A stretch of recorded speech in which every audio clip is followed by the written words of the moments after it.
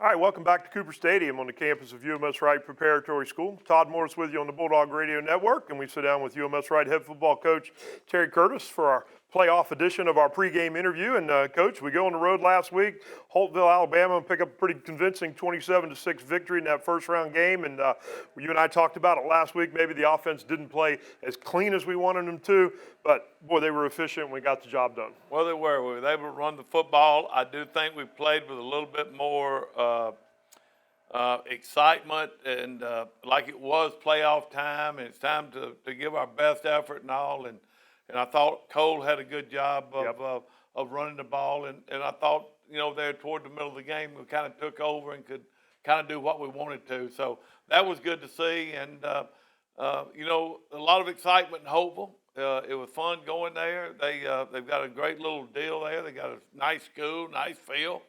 And they were very, very nice and accommodating. So, it was a good trip, especially to come out with a win. Yep. And the defense boys stepped up, played well. I mean, the first drive, I think Holtville had 7 plays, and then after that, till the end of the game, they couldn't sustain a drive at all. And we forced 4 turnovers. Always helps when your defense scores with the pick 6. Well, exactly. And I think that we talked about it last week, the week before. I do think we may still be a little undersized in certain spots, but I do think we've got the guys pretty much in the right positions now and where they can best help us win. And Martin Elliott had a great game with 3 interceptions, only been back there 4 or 5 weeks, but he is an athlete, and he can move, and he's long, and had a great game. And the pick 6, it's always good when a defense can score for you. Well, we had Wes Lathan on with me on doing the color, and he said anytime you can rush 3 and drop 8, you've got a chance. And we were still able to get pressure on them.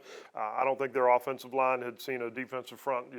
We may be undersized, but we were quick off the ball and we were getting after them. We were, and that was a good thing to see, and carry over to this week, and they're practicing now, Todd, like they know where we are. Yeah. This is, okay, we've gone through all the ups and valleys and downs and mountains and back up and COVID and everything, hurricanes, and okay, now it's playoff time. It's time for us to prepare and do our job. Because we got a completely different team coming in here this week than Holtville last week. Pike Road coming to Mobile this week, 11-0 on the season. They have some explosive athletes on their team.